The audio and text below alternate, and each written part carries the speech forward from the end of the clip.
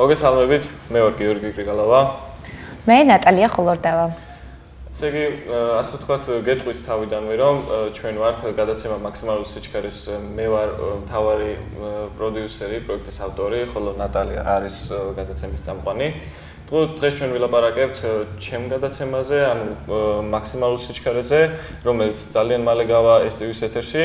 და ანუ პირველ რიგში გაგაცნობთ ამ გადაცემას, ასევე ამ გადაცემას ჩვენ შევეხებით როგორც ჩემ გადაცემას, ასევე შევეხებით ქალთა ავტოსპორტს, შევეხებით მოტოციკლეტებს და ანუ ასე შემდეგ მათ გარშემო არსებულ სხვადასხვა პრობლემებს. ნუ პირველ რიგში როგორც გითხარით, გაგაცნობთ ჩემ გადაცემას და მის ფორმატს. კი, სანამ გაცნობას დაიწყებდეთ, ჩვენ მაყურებელს შევახსენებ ჩვენი ტელეფონის ნომერს, რომელზეც შეგიძლიათ დაგვირეკოთ პირდაპირ ეთერში, ეს არის 233 უკაცრავად 235 3307 და შეგიძლიათ გამოვაგზავნოთ SMS-ი 93340-ზიან 93341-ზე.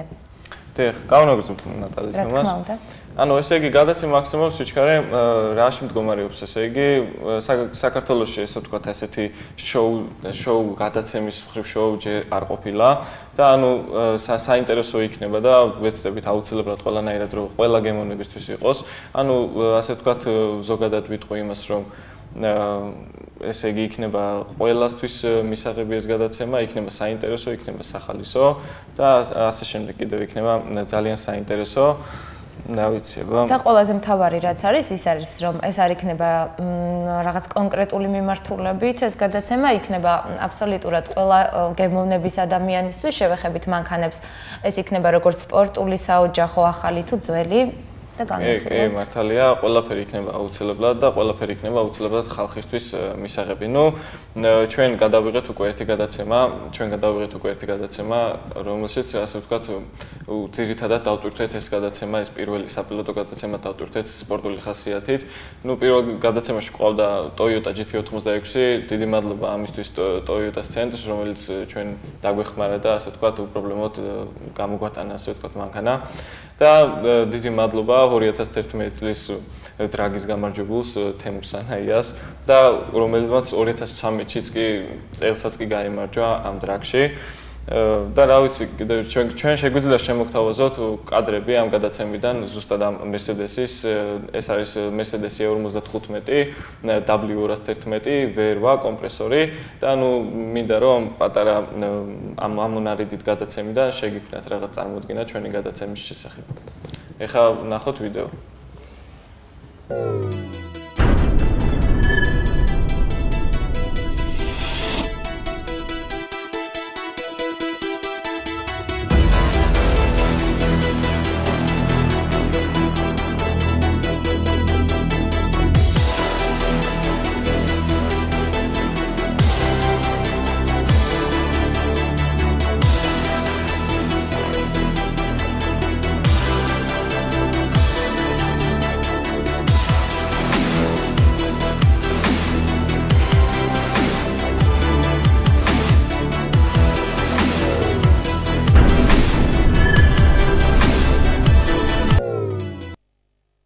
განიხილეთ ჩვენი გადაცემის პრომო დაგიბრუნდით ისევ პირდაპირ ეთერში და შეგახსენებთ ტელეფონის ნომერს, რომელზეც უნდა დარეკოთ და ამ თემასთან დაკავშირებით თუ რამე გაინტერესებთ, დაგვისვათ კითხვები.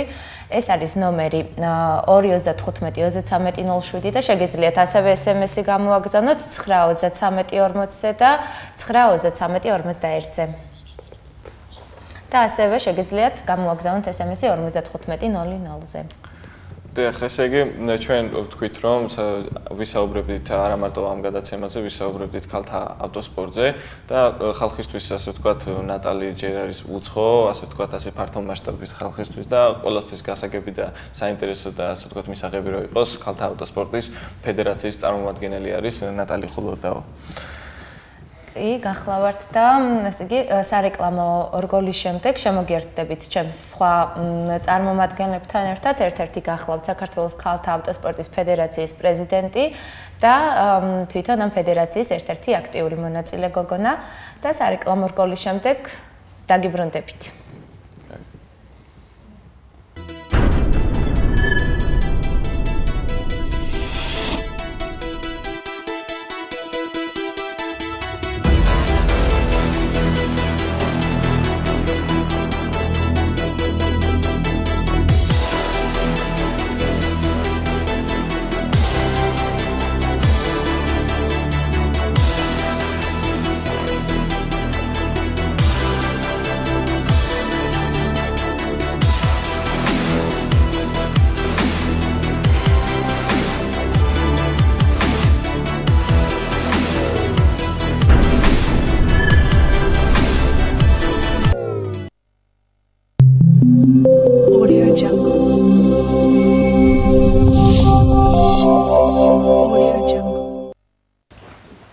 დაგიბრუნდით ისევ პირდაპირ ეთერში, დავბრუნდით ესე იგი ამ მშვენიერ ქალბატონებთან ერთად. ანუკა ნაკაშიძე ეს არის საქართველოს ქალთა ავტოსპორტის ფედერაციის პრეზიდენტი, ასევე ფუძემდებელი, ვისი იდეაც გახდა საერთოდ ფედერაციის ჩამოყალიბება და ხატია მსხილაძე, ერთ-ერთი აქტიური მონაწილე გოგონა. მოგესალმებით. როგორი განწყობით ხართ? დიდი მადლობა რომ მოგვიწვიეთ. ხარი ტელევიზია როგორც წარმატებებს გისურვებთ. რაც შეეხება განწყობას, რა ვიცი, ამიდები ხელს გვიწყობს და ვფიქრობთ, რომ ბევრ კარგ რაღაცას გავაკეთებთ. ანუკა, ჯერ შენ დაგისმევთ კითხვებს, ანუ როგორც ვიცი, ჯერ მაინტერესებს თავიდან როგორ შეიქმნა საერთოდ ფედერაცია, თან როგორც ასეთი ხელოვანი ადამიანი ხატავწერ, ასევე რაღაც მინანქარი და სულ ხელოვნების სფეროში ხარ, როგორ გაგიჩნდა იდეა ფედერაცია და ეს ავტოსპორტი? იდეას ზოგადად ეს სპორტი ყოველთვის მომწონდა ეს რამდენი მანქანა მყავდა და შესაბამისად სულ მინდოდა რომ რაღაცნაირად ამ კუთხით ჩართულიყავ, მაგრამ სამწუხაროდ იმ პერიოდისთვის არ იყო აქტიურად ესე ქართ საჭესთან. შემდგომ უკვე რომ მომეცა საშუალება რაღაცა ჯგუფი შემიკრიბა გოგონების, ერთი წელი წინ უწყოდა ამ ფედერაციის შექმნას კვლევა, რამდენად კარგი იქნებოდა ამ ფედერაციის ჩამოყალიბება, რამდენად გაამართლებდა და გამოკითხვებს ვატარებდით, გარკვეული ადამიანების ჯგუფი მყავდა აყვანილი და როგორც გაირკვა, საკმაოდ ბევრ ადამიანს სურდა ყოფილიყო ეს ფედერაცია, მეტი და მეტი შეჯიბრი ყოფილიყო კარიერის და რა ვიცი. და როგორ ფიქრობთ, რამდენად გამართლდა თქვენ ინდია? ის ფაქტი, რომ მესამე წელი ფედერაცია არსებობს და 6 შეჯიბრი ჩავატარეთ, თან არც თუ ისიც ხუთი შეჯიბრი თუ შედარებას თუ გავაკეთეთ მამაკაცთა და ფედერაციასთან, მეგონი იმაზე მეტყველებს, რომ კარგად დავიკოკეთ ასე. და ესე იგი ხატია შენც დაგისვამთ კითხვას, რამდენი ხანია მოღვაწეობა, აქტიური წევრი ხარ ამ ქალთა ავტოსპორტის? რაც შეიქმნა ავტოფედერაცია, ქალთა ავტოსპორტის ფედერაცია, იმის მერე ვარ წევრი, ამ გავიგე ტელევიზიით იყო რეკლამა და მაშინვე გადავწყვიტე, რომ გავხდა ვიყავი წევრი სრულუფლებიანი და უკავშირდი. კარგი იქნება თუ გაიხსენებს ხატია პირველ დღეს ფედერაციაში მოსვლის, იმიტომ რომ საკმაოდ ისეთი კურიოზული დეტალები გქონდა. ნუ კი, რა თქმა უნდა, ძალიან სასაცილო ფაქტებთან არის დაკავშირებული ჩემი ფედერაციაში მოხვედრა, იმიტომ რომ არ მყავდა საკუთარი მანქანა, ავტომობილი არ მყავდა, შესაბამისად მოვყარე მამას, საკუთარი ავტომობილი და ასე აღმოჩნდი ფედერაციაში პირველ შეჯიბრს და ვარჯიში რო მქონდა, ისიც რა არის, უნდა გავიქცევებოდა და რატო ამაჩემს მანქანით. რამდენი შეჯიბრი გაქვს ჩატარებული და რამდენი ხანია საერთოდ არსებობს ფედერაცია? ფედერაცია დავარსეთ 2010 წლის ნოემბერში, წლის ბოლოს ფაქტურად. გახსნა იყო რესპუბლიკის მოედანზე 20 ნოემბერს. გახსნას წინ უძღოდა ჟურნალ ავტობილთან თანამშრომლობა, რომელმაც გაგვიკეთა ფოტოსესია ცხეთაში, ანუ ამ ჟურნალის მეშვეობით გამოჩდით პირველად, ასე ვთქვათ. იქიდან მოყოლებული, როგორც ადრე ავნიშნე 6 შეჯიბრი გვაქვს გაკეთებული. აი თქვენი ავტობილდის კადრები. ყველაზე მნიშვნელოვანი ჩემთვის არის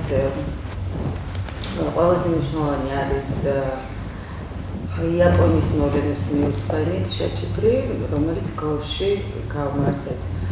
რაც შეეხება თანამშრომლობას სხვადასხვა ორგანიზაციებთან, მამაკაცების ფედერაციის წესი შეხვდა, რადგინდოდათ საერთოდ, ახლა გადის თქვენი კადრები. და ნუ ძალიან სასიამოვნოა, რომ დააწმუნდნენ, რომ ჩვენ არ შევიკრიბეთ იმისთვის, რომ რაღაცა ვიღაცისთვის რაღაც გვეჩვენებინა და უფრო ბევრად სერიოზულად ვუყურებთ ამ საკითხს. ბოლო შეჯიბრი იყო დეკემბერში, სხვაჩერს მე მინდა მოტო ფედერაციას დიდი მადლობა უთხრა იმ ადამიანებს, ვინც არ შეუშინდნენ ყინვას, იმიტომ რომ მოტოციკლებით ყინვაში და თოვლში გამოსვლა საკმაოდ სარისკო იყო. და ნუ დაემთხვა ისე, რომ თარიღი, რომელიც დანიშნული გქონდა ფედერაციის შეჯიბრისთვის, იყო საკმაოდ ცუდი ამინდი.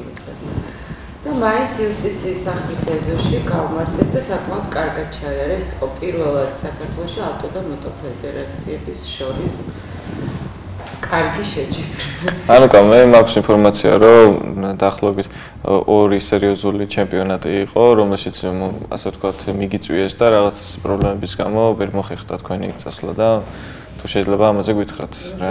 ხო, იცით, როგორ არის პრობლემები ძალიან ბევრია.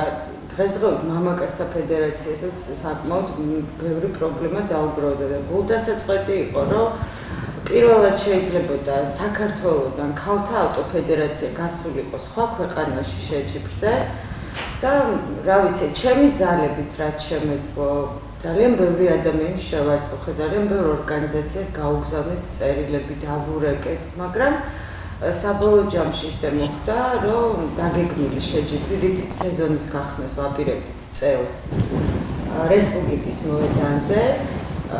ნებართვა გქონდა საპატრულოდანაც, მერიიდანაც, ანუ დაიკეტა ეს მოედანი დილის 11 საათზე.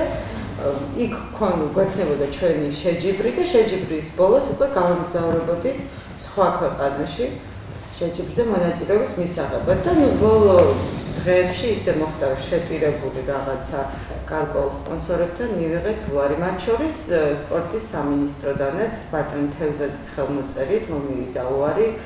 მართალია ბიუჯეტი გაწერილია, წერილში წერია, გასაგებია რომ ბიუჯეტი გაწერილია, მაგრამ მე ვფიქრობ, რომ არსებობს კიდე რაღაცა emergency-ისთვის თანხები, რაც შეიძლება განკარგოს ადამიანმა ესეთ დროს, როცა პირველად იწვევენ გავიტანდით ჩვენი ქვეყნის დროშას, ჩვენი ქვეყნის სახელს და ძალიან ბევრი ადამიანი გაგვიცნობდა და თან მიმყავდა ისეთი ქალბატონი სპორტსმენები, რომელიც საკმაოდ კარგი მონაცემებს ფლობენ ავტოსპორტში და აჩვენებდნენ თავიანთ კლასს და უბრალოდ გული დაგვდა, მაგრამ მე ვფიქრობ, რომ მომავალში აღარ იქნება. ანუ ეხლა თქვენ რომ ახსენეთ ძალიან ბევრი მანდლისანი ქალი რბოლელი ძალიან კარგად ასპარეზობს, მე მანუკას და ხატიას ასე ვთქვათ პირადად არ ვიცნობ დიდი ხანია, მაგრამ ნატას უკვე დიდი ხანია ვიცნობ და ერთბაქს გავიხსენებ, რუსთავში ვიყავით გასას ჩემპიონატის გადაღებაზე ვიყავით ჩვენ და სრულიად ისე გვერდით ვიდექი, არ ვიყავი შუად მონაწილე, რომ ნატას რომელიღაცა ასე ვთქვათ რბოლელის გუნდის უფროსმა უთხრა, რომ არავინ აღარ ყავსო ჩვენო ქალი წარმომადგენლებიო, ასეც სპორტიო და შენ ძალიან კარგად მართავ ავტომობილსო და შეგიძლიაო მოხვიდეო ჩვენთანო და ანუ მე მინდა რომ მაყურებელს წარმოგიდგენა შეუქმნა, რომ ქალები საქართველოში ძალიან აქტიურები არიან და ჩვენ გვაქვს რაღაც ვიდეო მასალა, რომელიც ანუკამ მოგვაწოდა და დაგიბრუნდებით ისე ამ შემდეგ ჩვენ გაჩვენებთ ამას. მასალას იხილავთ ეხლავე.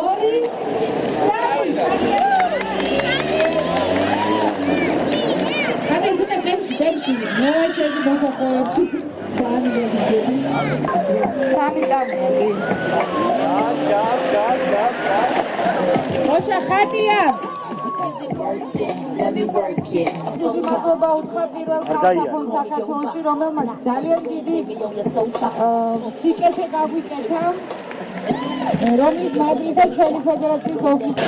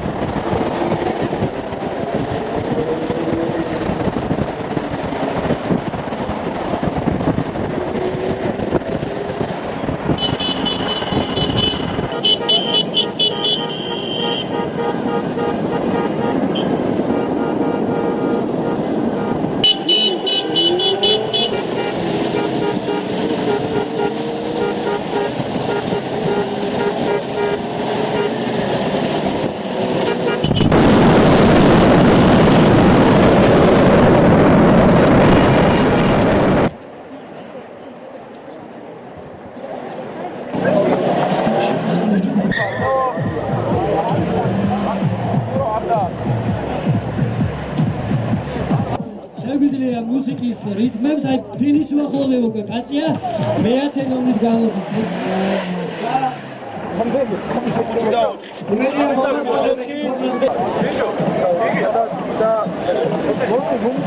არა მე საჯარი მაქვს ნომრით ასე ვთქვათ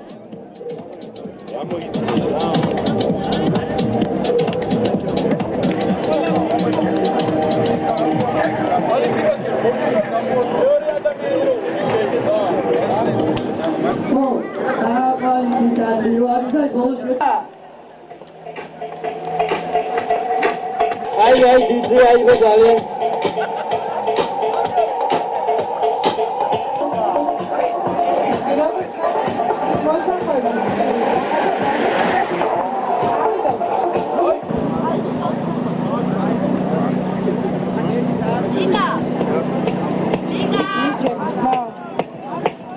Músicas დაუწიეთ, როცა საუბრობენ ადამიანები ძალიან. დაუწიეთ, კარგად, როდის ანუ, აი მოსახვევში, სადაც გაუჭირდათ გოგონ შესვლა, არ არის ფართობი იმის საკვალიფიკაციო წრე. ლიკა ნომერი 5. აბა გულშემატკივრები, აბა სადახართ, აი. წავიდა. ლიკა ასლანიშვილი, აუდიო 4.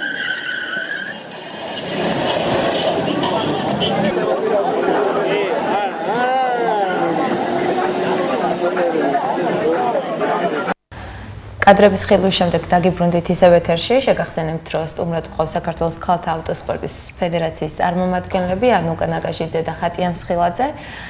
ვიხილეთ, თქვენი შეჯიბრის კადრები იყო ალბათ. ეს იყო აკისაბურთალოს გზა, რომელიც ეს შეჯიბრი გაიმართა საფხულში 16-18-ში ხო შარშანდელი კადრები. როგორც ვიცი, ხატი არის ბოლო შეჯიბრი, გამარჯვებული პირველი ადგილის მფლობელი, რომელიც ჩატარდა იუსტიციის სახლთან და ხატია რას გეტყვია მის შესახებ. მანქანით ასპარეზობ. Mitsubishi-ის მარკის ავტომობილი Eclipse-ის მოდელით ასპარეზობდი. ძალიან დიდი ხანი ვწვალობდი იმისთვის, რომ პირველი ადგილისთვის მიმეღწია, თუმცა ხანდახან იყო შემთხვევანი, საერთოდ ვარდებოდი შეჯიბრიდან რაღაცა ისეც ვაკეთებდი. პირველი გამარჯვება იყო. პირველი გამარჯვება იყო ჩემთვის და ძალიან მაყოფილი ვარ და ძალიან გახარებული ვიყავი მაგ დროს. ეხლაც მიხარია რა თქმა უნდა. რატო არ გინდა მაყურებელს უთხრა, რომ ერთ-ერთი დამფუძნებელი ფედერაციის ნატალია ხუვორდავა გახავთ და გამარჯვებულიც ორჯერ თორსები ხო ჩვენ? კი, ანუ ჩვენ წერან როდესაც კადრები იხილეთ, ფიგურირებდა წითელი BMW-ს, მარკის ავტომობილი M3 ნომრებით G200 და ეს არის თვითონ ნატალია ხუვორდავა, რა. და ანუ ჩვენ კიდევ გვაქვს ინფორმაცია, თქვენ გამოწოდებული, რომ თქვენ გაქვთ ავტოსკოლა. დიახ, ჩვენთან არის. კურიოზიც კი არის ამასთან დაკავშირებით. კი, ჩვენთან არის ავტოსკოლა. და რატომღაც ეგონათ რომ მხოლოდ გოგონებს ვიღებდით ამ ავტოსკოლაში, თუმცა მე მინდა ვთქვა, რომ ეხლა რომელიც ორი ჯგუფია შექმნილი და ერთ-ერთში არიან სულ ბიჭები, ისე აღმოჩნდა, რომ მამაკაცებს ვასწავლით ავტომობილის მართვას ძალიან კარგად. კარგი პედაგოგი მყავს მოწვეული, რომელიც 30 წელიწადი ასწავლის. თვითონ ავტოდრომი გვაქვს ძალიან კარგი და შკოდის ავტომობილები ეს ეგრეთ წოდებული შკოდის ფირმის, რომლითაც ბანდება იქ გამოცდები რუსთავში, ასე რომ რა ვიცი ნებისმიერ შეუძლია შემიძლია ნომერიც თქვა. მე შეგახსენებთ ტელეფონის ნომერს, თუ გაგიჩნდათ რაიმე კითხვა ამ თემების გარშემო, შეგიძლიათ დარეკოთ 235 3307-ზე და ასევე გამოგზავნოთ SMS-ი 933-40-ზე, 933-50-ზე და 51 და 955-00-ზე. სამალო გეგმები. კი. ჩვენ კიდევ რა ისეთი ძალიან საინტერესო რაღაც გვაინტერესებს გოგოებისგან.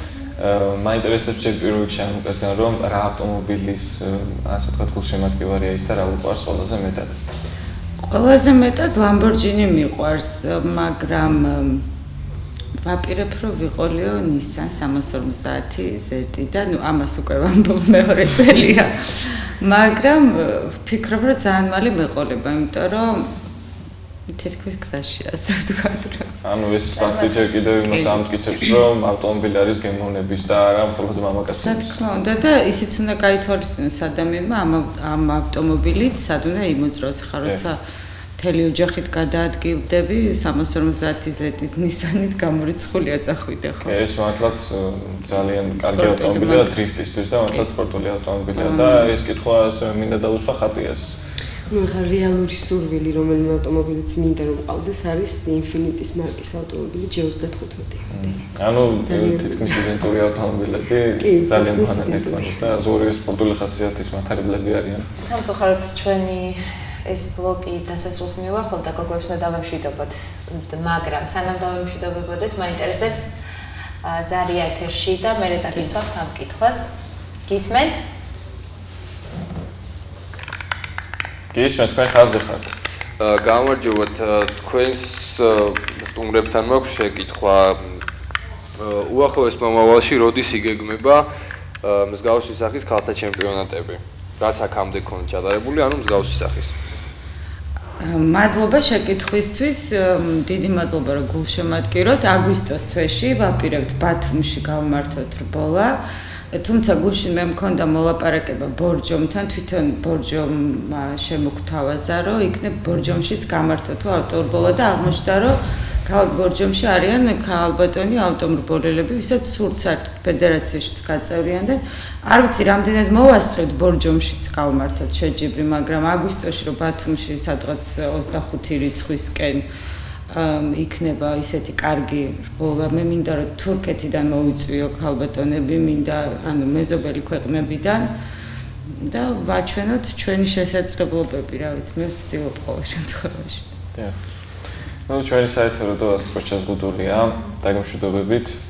დიდი მადლობა მოგზაურობისთვის და დიდი მადლობა აუცილებლად გისურვებთ რომ თქვენი ასე ვთქვათ წამოწყება ქალთა ავტოფედერაცია და ზოგადად ქალის საჭესთან იყოს უკვე არა აქტუალური თემა, არამედ ჩვეულებრივი და აი მიგუსურებ რომ პროფესიონალურ დონეზე ჩემპიონატები საქართველოში რაც წარდება, მიიღოთ თქვენ ფედერაციაში მყოფ ქალებს. უღმესი მადლობა. ჩვენ დაგემოვნებით სულ ცოტა ხანში სარეკლამო ჭრის შემდეგ.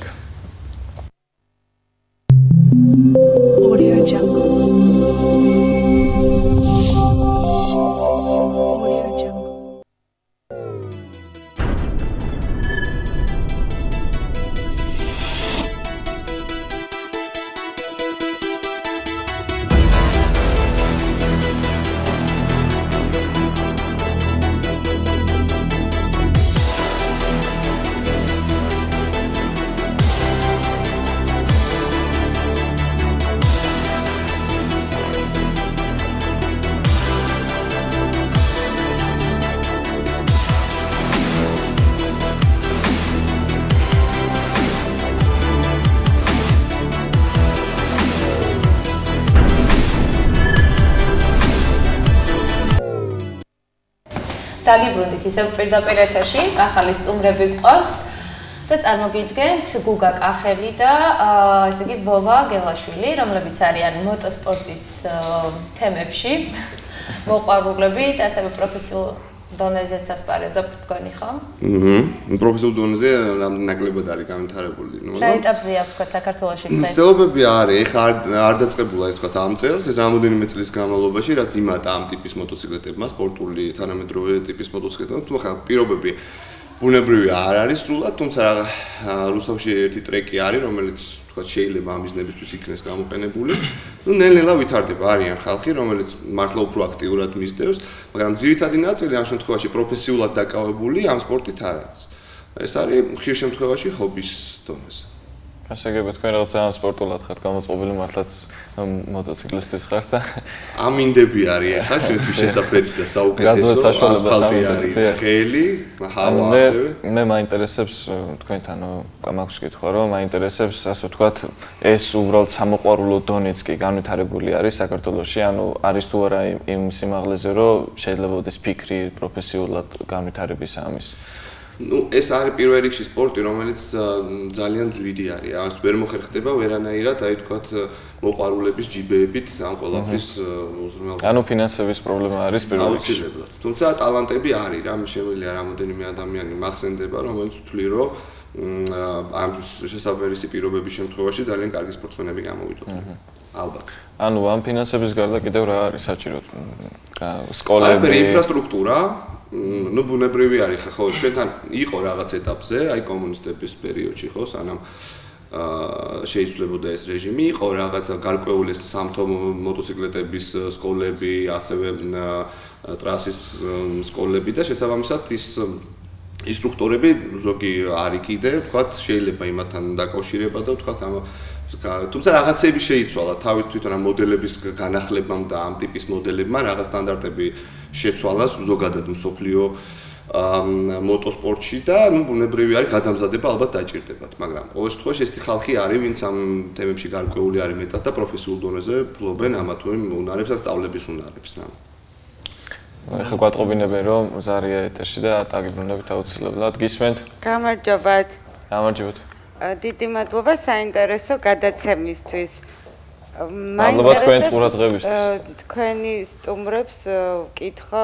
რა აზრის არიან წინა სტუმრებზე ანუ ქალთა ავტოფედერაციაზე და სად ვარჯიშობენ თვითონ ეგ მოტომრბოლელები კარგით აუცილებლად გაგცემთ პასუხს მადლობა ზარისთვის ძალიან სასიამოვნო კითხვა არის პირველ რიგში ყველა დამეთანხმება რომ ქალბატონი რულთან ძალიან სასიამოვნო დასანახი არის რა ну არის კიდე მომენტი როცა ქალი ვირტუოზულად ფლობს ამ ტრანსპორტს ჯესტი გასაკვირი არის იმიტომ რომ ქალებს უმრავლესობა ამას ვერ ახერხებს როგორც წესი ძალიან კარგი აზრის ვარ აქედან გამომდინარე თუ ამას რაღაც ორგანიზაციული სახე აქვს თქვა რაღაც შეჯიბრებები ტარდება თუნდაც რაიმე ტიპის სარეკლამო აქციებში იღებენ მონაწილეობას მე ვფიქრობ რომ ეს ძალიან კარგი არის და მოტოსფეროშიც იმატა ქალმა ცხოვრებმა ხო არსებითად კი კონტროლის ამბობებში კი იმიტომ რომ შეიმჩნევა ხალხში აი ეს შეჯიბრი ცოტა ხნის წინა კვირას და გოგონა მეორე ადგილი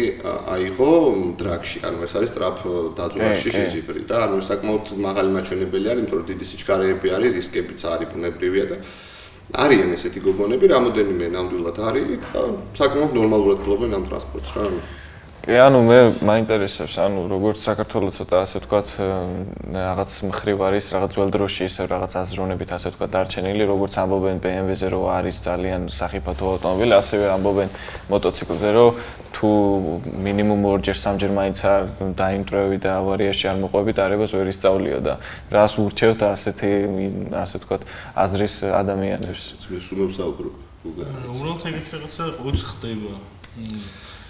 მოსიარულე კუბოზე და ხო, ანუ ეს არის აბსურდი რა, მოდი აქედან დავიწყოთ. ეს არ არის არაფერი მოსიარულე კუბო.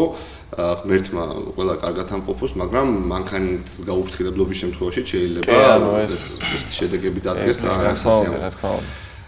თუ მიუდგებით ამას, ნუ ყოველ რაღაცა ცოტა ოდნავი ცოდნით, ყურადღებით, ბუნებრივი მხიფათების გათვალისწინებით, რაც შეიძლება ამა თუ იმ გაუფრთხილებელ მოძრაობას მოყვეს, ბუნებრივია ეს არაფერი განსაკუთრებულ საფრთხეებს არ შეიცავს ნამდვილად. გარწმუნებთ, რომ ძალიან სასიამოვნო არის, მეტი თავისუფლების შეგრძნებებს და ბევრ კიდე რაღაცას. უფრო მეტ ადრენალინს ვისაუბრებ, თქო, შემდეგ ნაწილში თუ იქნება ამაზე სასაუბრო კი, აუცილებლად ვისაუბრებთ. ახლა ერთ ისევ ზარია ეთერში, მაყურებელი ძალიან აქტიურობს. დიახ, გისმენთ თქვენ ხაზზე ხართ?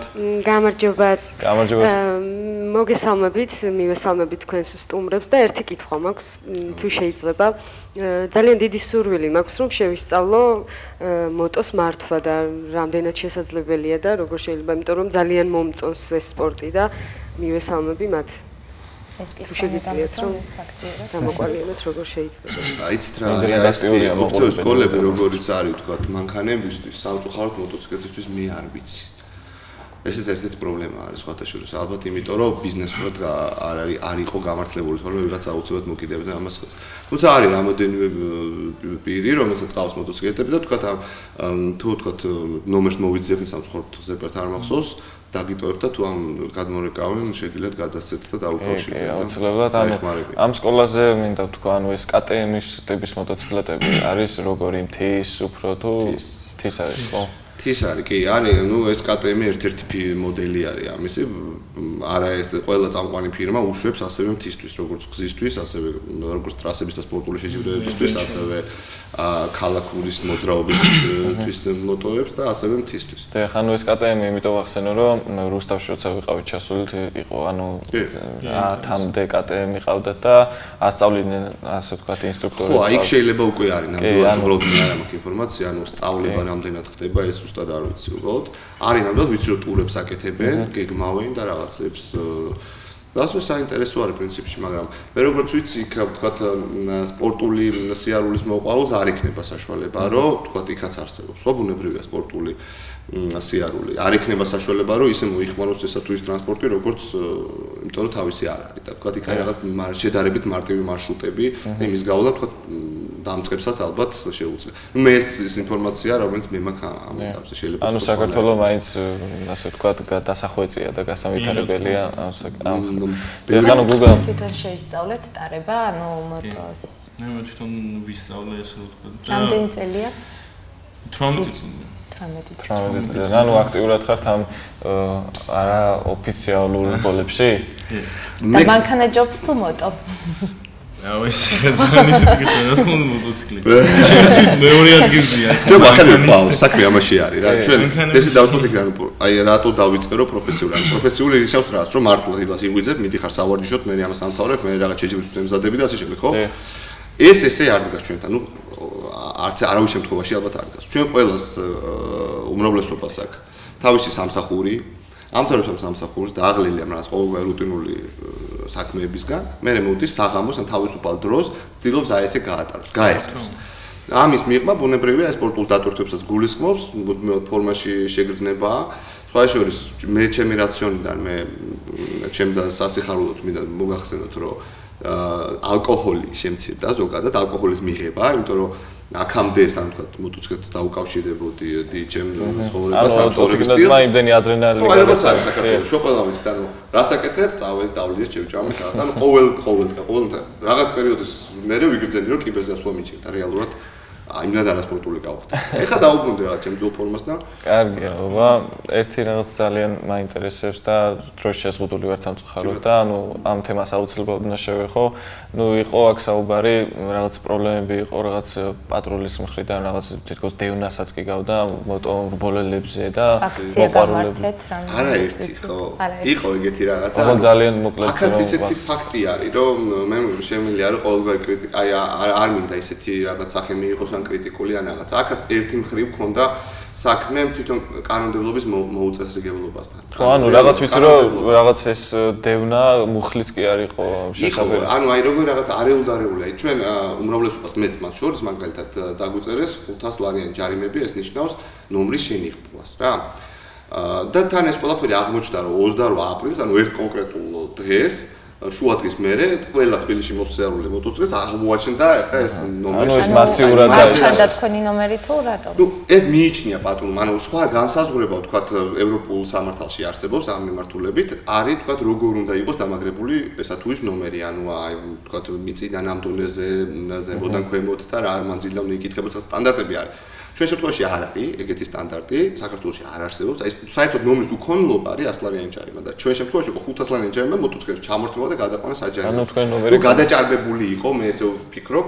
აი გულახდილად გეტყვით, ვიღაცას რო გაეფრთხილებინა, რა ვთქვა, აი შეცვალეთ რაიმე, ვთქვა, აი ესე ან რაღაცნაირად აუცილებლად გავითვალისწინებთ და ძალიან გულდასაწყვეტი იყო. დიდი მადლობა, რომ გვესტუმრეთ. დღევანდელ სამწუხაროდ ჩვენი ეთერი შეზღუდულია.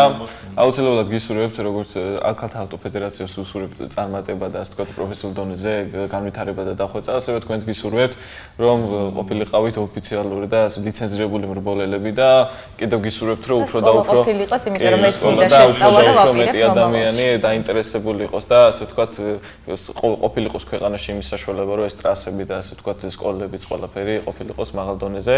ნუ ერთი კითხვა ძალიან მაინტერესებს და გისურვებთ აუცილებლად რა ტიპის მოტოციკლეტებს და რა მარკის მოტოციკლეტებს ანიჭებთ უპირატესობას და რა ასე ვთქვათ მოგწონთ თქვენ. მე ძირითადად ესე ვიტყოდი რომ Honda რასტია რა Honda-ს მომხრევა. კარგი. ანუ ეს წამყვანი მოდელები რაც არის, მოკლედ არის. მადლობა. დიახ, დიდი მადლობა სტუმრებს. კარგად იყავით და ჩვენ აუცილებლად დაგიბრუნდებით მალე ეთერში და ვისაუბრებთ აუცილებლად სხვადასხვა აქტუალურ თემებზე. მადლობა რომ იყავით ჩვენთან. დიდი მადლობა მოწვევისთვის. კარგად იყავით.